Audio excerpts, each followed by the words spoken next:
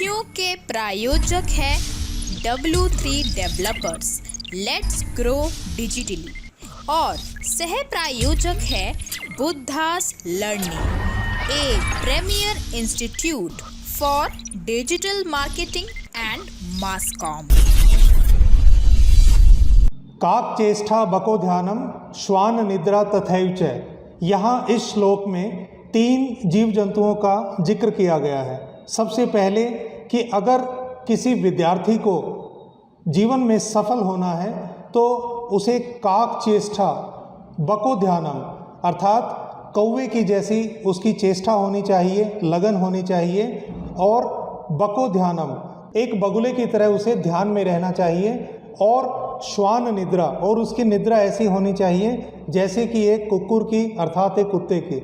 तो यहाँ इसमें जिस पक्षी का जिक्र हुआ है कौवा, आज हम उसी के बारे में बात करने वाले हैं कि कौवे के जैसी चेष्टा अर्थात अगर किसी व्यक्ति को लगातार कार्यरत रहना है तो उसकी चेष्टा कौवे जैसी होनी चाहिए। नमस्कार दोस्तों, निष्ठा ध्वनि की इस खास पेशकश क्यों में मैं सुमित शर्मा आप सबका स्वागत करता हूं। और आज हम बात करने वाले हैं कौवों के संदर्भ में कि कौवे को एक ऐसा पक्षी माना गया है जो बहुत ही चतुर है। कौवे से बहुत कुछ सीखने को मिलता है, लेकिन कई बार ऐसा क्यों होता है कि कौवा जब आपकी मुंडेर पर बैठता है तो आप उसे भगाने के लिए क्यों दौड़ पड़ते हैं। तो आज हम इसी के बारे में बात करेंगे कि इसके बारे में विज्ञान क्या कहता है और आध्यात्म में कौवे का जिक्र कैसे किया गया है। तो शुरुआत करते हैं आज का वीडियो। तो शुरू करते हैं सबसे पहले आध्यात्म रामायण से। तो भगवान शिव जब पार्वती माता को एक कथा सुना रहे होते हैं जो कि श्री राम के चरित्र के बारे में थी, तो उसे सुनने वाला एक कौवा ही था। उस कौवे ने उस पूरी कथा का श्रवण किया और कालांतर में उसने नील पर्वत पर जाकर उस कथा को बाँचना शुरू किया। वो कौवा और कोई नहीं, काकभुशुंडी थे। और यही नहीं, आगे जब कालांतर में भगवान श्री राम ने धरती पर जन्म लिया तो उनके बचपन के समय जो बाल लीलाएं थी कि किस तरह से वो एक रोटी का टुकड़ा उठाते हैं, और इन पूरी बाल लीलाओं का असली स्वाद चखने वाला वो कौवा ही था। और कैसे श्री राम उसके पीछे भागते हैं और किस तरह से वो सारी लीलाएं करते हैं, इन सभी लीलाओं का वर्णन काकभुशुंडी ने काकभुशुंडी रामायण के अंदर किया है। और जब भगवान विष्णु कौवे से खुश हो जाते हैं तो वे खुद कहते हैं, काग रे काग मांग रे मांग तेरो अनुराग मेरे मन भायो, सदगति देहूँ के सन्मति देहूँ वो देहूँ वो आज जो तोहे सोहायो, रिद्धि के सिद्धि के मुक्ति मैं देहूँ वो दान जो कोई ना पायो। तो इसमें भगवान विष्णु स्वयं प्रकट होकर काकभुशुंडी अर्थात कौवे से कहते हैं कि जो भी कुछ तेरी इच्छा है वो मांग ले। लेकिन यहाँ पर कौवे ने क्या किया, उन्होंने इन सब चीज़ों से परे भगवान की भगवत भक्ति मांग ली। तब भगवान विष्णु कहते हैं कि हे काग, तू जन्म से ही इतना चालाक रहा है, ये वरदान अगर तू नहीं मांगता तो और कौन मांगता। तो यहाँ पर आपने देखा कि किस प्रकार भगवान विष्णु कौवे को सबसे चालाक जीवों में मान रहे हैं।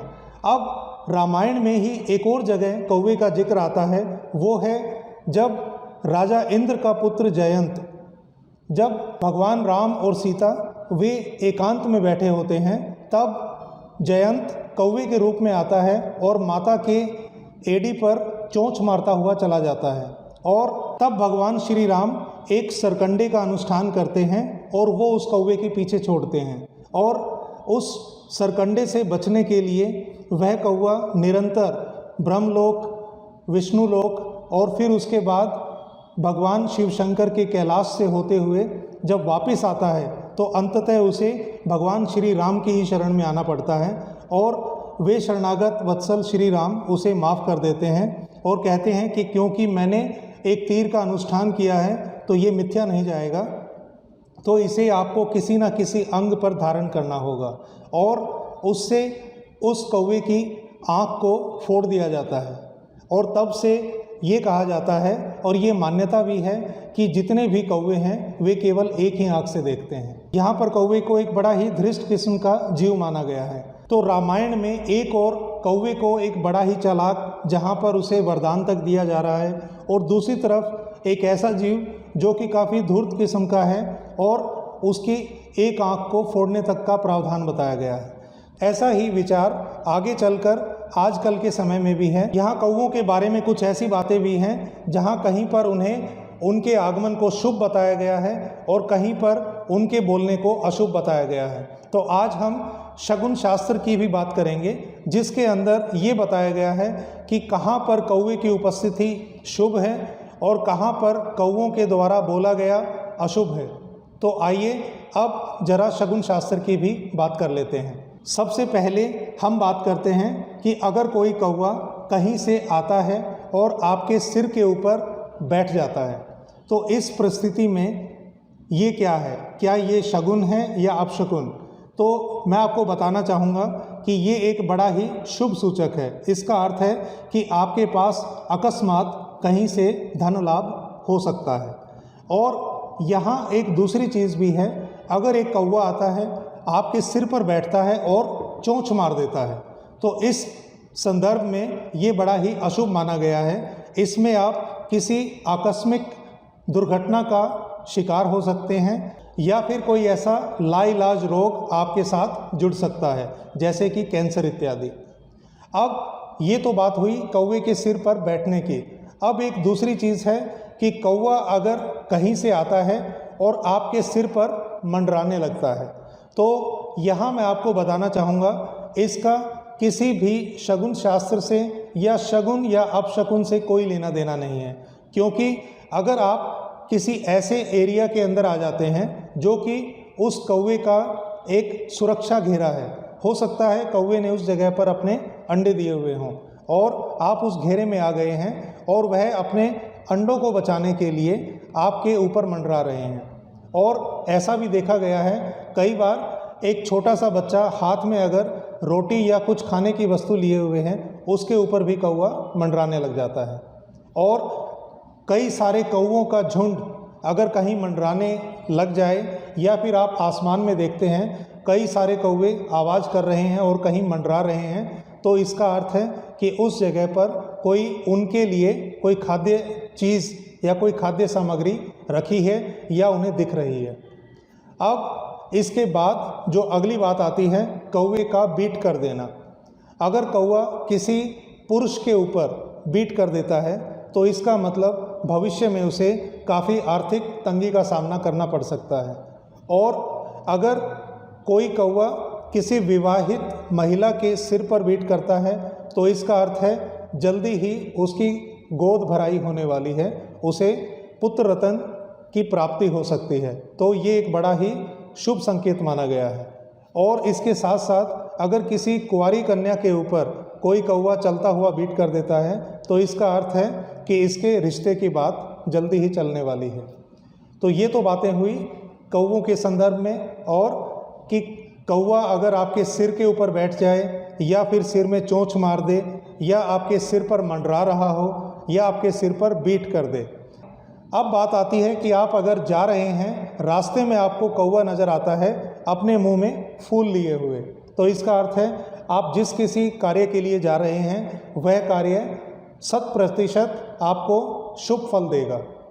अब दूसरी बात आती है कि आप रास्ते में किसी कौवे को देखते हैं और वो आपके ऊपर कोई रोटी गिरा देता है, तो इसका अर्थ है कि भविष्य में आपके धन प्राप्ति के या रोजगार के जो अवसर हैं वो बढ़ने वाले हैं।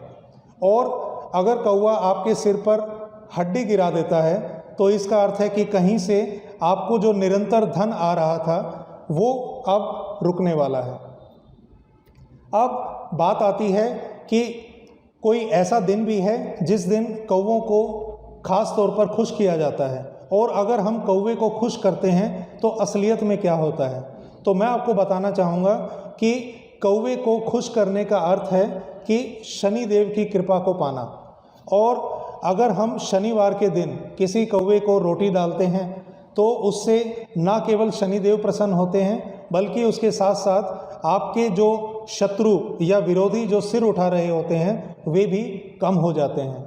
और एक खास अवसर भी बनाया गया है जो कि श्राद्ध पक्ष कहलाता है। श्राद्ध पक्ष के दौरान कौवों को रोटी खिलाने का प्रावधान भी है। और अगर हम ये देखते हैं कि हमने अपनी छत के ऊपर कोई पानी का एक पात्र रखा है और शनिवार के दिन कोई कौवा आके उसमें पानी पी रहा है और नहा रहा है, तो ये एक बड़ा ही अच्छा सूचक है। इसका अर्थ है कि शनिदेव की आप पर असीम कृपा है। अब हम बात करते हैं एक और ऐसे शगुन या अपशगुन की जिसे कौवे के साथ जोड़ा जाता है, और वह है कि अगर आपको कभी छत पर कौवा दिखाई दे जाए तो इसका अर्थ है कि आपके घर में मेहमान आ जाएंगे। तो उस सूरत में लोग सुबह सुबह ही अगर कौवे की आवाज़ सुन लेते हैं या कौवे को अपनी मंडेर पर बैठा देख लेते हैं तो उसे भगाने में लग जाते हैं। ये दरअसल कौवे के दिखने की वजह से मेहमान आपके घर में नहीं आएंगे। इसका अर्थ ये है कि आपके घर में मेहमान आने वाले हैं और इसकी सूचना वो कौवा आपको दे रहा है। अब इस सूरत में कौवे को क्यों भगाया जा रहा है ये मुझे खुद समझ में नहीं आता। अब मैं आपको एक चीज़ और बताना चाहूँगा कि अगर पूर्व दिशा में आपको सुबह सुबह कौवा दिखाई दे काँव काँव करता हुआ, तो इसका अर्थ ये है कि आपके घर में लक्ष्मी की प्राप्ति हो सकती है। पश्चिम की दिशा में अगर आपको कौवे की आवाज़ सुनाई देती है तो इसका अर्थ है कि आपके घर में कुछ मेहमान आएंगे। और अगर आपको उत्तर की दिशा से कौवे की आवाज़ आती है तो भी इसका अर्थ है कि जो भी मेहमान आपके घर में आएंगे वे निश्चित तौर पर आपके लिए लाभकारी सिद्ध होंगे।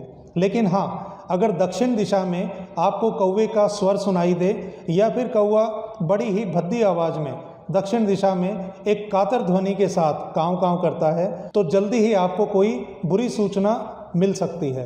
तो ये सभी बातें थी कौवों के संदर्भ में। हमने उसमें सारे परिप्रेक्ष्यों को देखा कि कैसे किस दिशा में कौवा अगर बोलता है तो वो आपके लिए लाभकारी है और किस दिशा में कौवा अगर आपके लिए बोलता है वो एक हानिप्रद सूचक है। और इसके साथ साथ कौवे का आपके सिर पर बैठना या मंडराना और इन सभी संदर्भों में हमने पूरी चर्चा की। तो इसमें आपने ये तो देख लिया कि कहाँ कहाँ कौवे का बोलना शुभ है या कहाँ कौवे का बैठना शुभ है।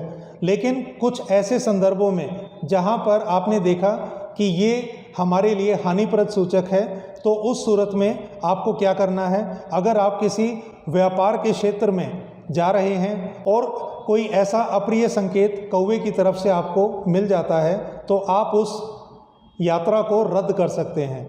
और इसके साथ साथ आपको एक चीज़ और भी करनी है कि संध्या के समय अपने जो भी इष्ट देव हैं उनका ध्यान करके एक तेल का दिया उनके आगे जलाना है, ताकि आपके जो भी कोई अनिष्ट मंगल चीज़ होने वाली है वो टल जाए। तो दोस्तों, ये था हमारा आज का वीडियो कौवों के संदर्भ में। उम्मीद करता हूँ कि आपको ये पसंद आया होगा।